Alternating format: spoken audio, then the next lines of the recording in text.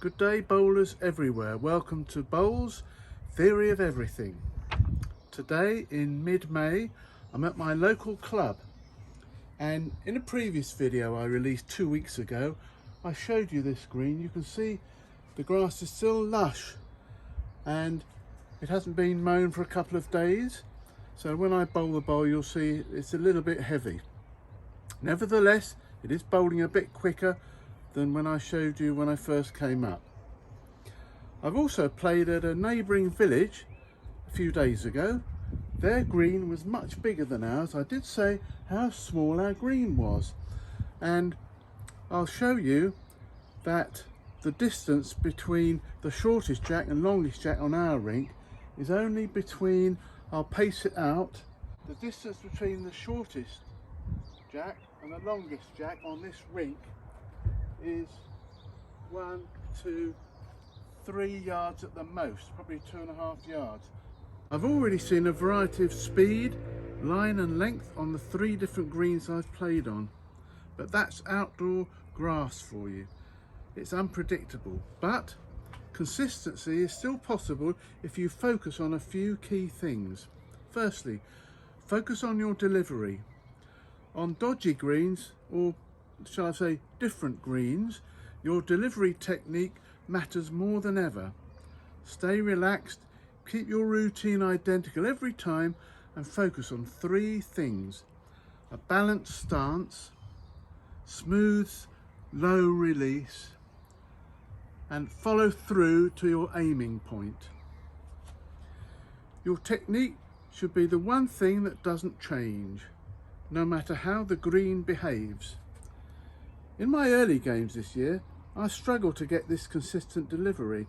I started very much with a firing stance because the greens were so heavy.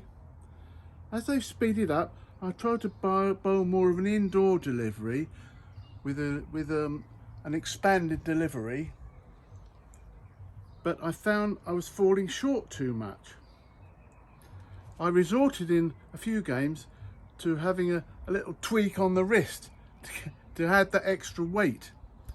I'll show you in a minute on the green what I mean, but I don't recommend this to other bowlers that I coach, because I tell them 2 wrongs don't make a right.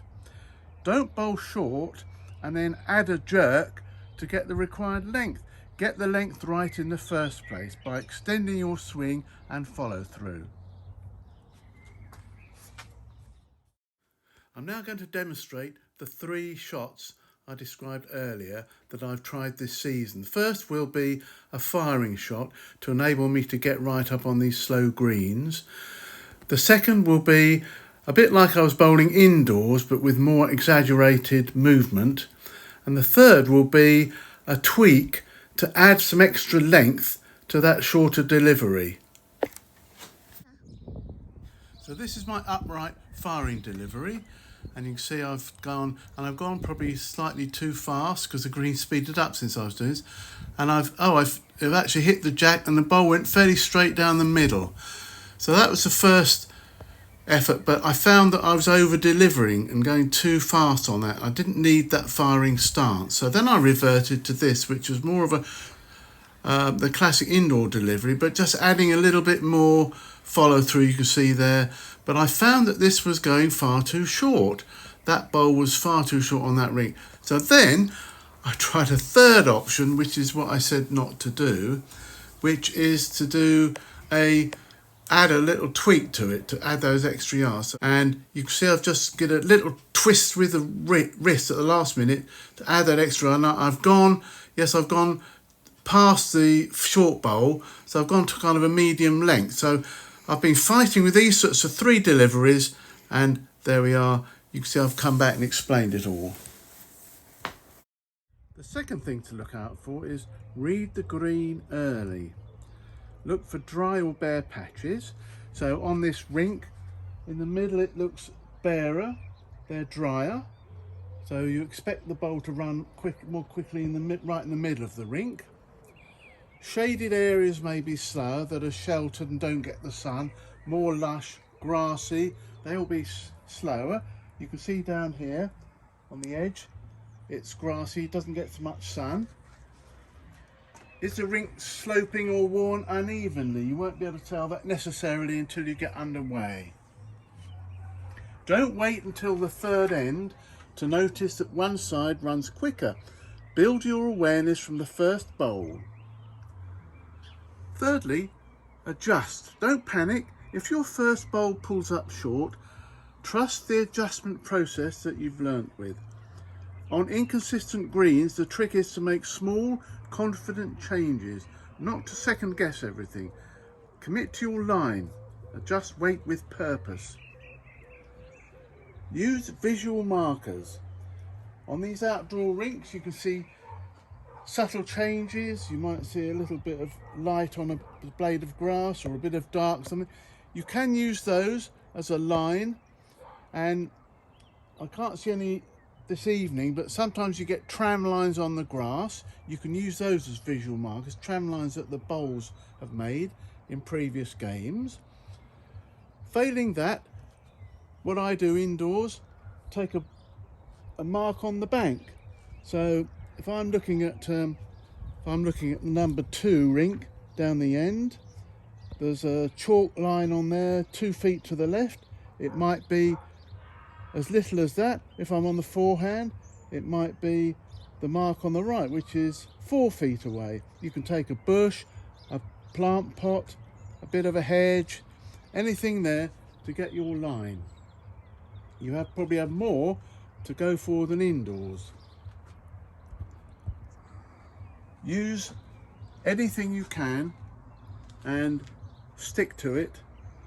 In the early games, I took only 2 foot of width, but at my game away a few days ago, I was taking about 5 feet. So the greens are speeding up and they're swinging more. This is what you must do. Find the best way to get a route to the jack. It may be going straight down the middle, it may be bowling wide, but as soon as you've found it, stick to it religiously and don't look for some ideal line. It's just what works for you. Finally, stay mentally steady. The best players don't get rattled when the green plays tricks. They breathe, reset, focus on what they can control. That mindset keeps your delivery consistent, even when the green isn't. Remember, you don't have to bowl perfectly. You just have to bowl consistently better than your opponent. Let the others overthink the surface if they want to. Before I go, I'd like to mention a couple of things I've come across early in the season. One club that I visited suffered from crows digging large holes in their green to get to the leather jackets. These are the larvae of the crane fly. The club has to cover their green with a net. After a couple of games, I realised that touchers were not chalked. When touchers run into the ditch, they're removed. They're not live bowls. One of the reasons is the ditches are very shallow. Here, the ditch is only that deep, so bowls sit well above.